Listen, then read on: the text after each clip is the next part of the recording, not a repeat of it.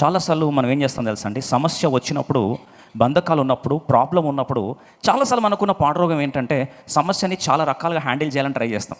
దానిలో handling techniques కొన్ని చెప్పాలని ఆశపడుతున్నాం. మొదటిది ఏం తెలుసా అండి, సమస్య ఉంటే దాన్ని పట్టించుకోకుండా దూరం చేసుకోవాలని ప్రయత్నిస్తాం. ఇగ్నోరింగ్ దేమో అంటారు. అంటే ప్రాబ్లం ఉంటుంది, ఏ పర్లేదు ఇది ఇట్స్ ఓకే అని చెప్పి ఏం చేస్తాం, ఇగ్నోర్ చేస్తూ ఉంటాం. రెండోది చెప్పాలండి, రెండోది ఏం చేస్తాం అంటే సమస్యకు ఒక రేషనల్ మీనింగ్ ఇస్తాం. అంటే దానికి ఒక లాజిక్ని అలుతాం, పలాని అర్థాన్ని దానికి ఏం చేస్తామండి, జోడీకరిస్తాం.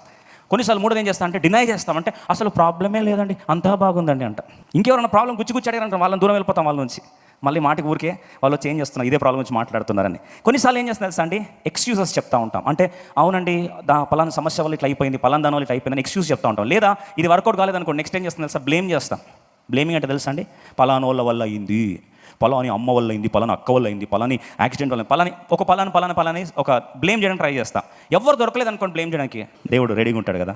ఎవరు దొరకకపోతే దేవా నువ్వే కారణం, నా కష్టాలన్నిటికీ కారణం నువ్వే ప్రభువా.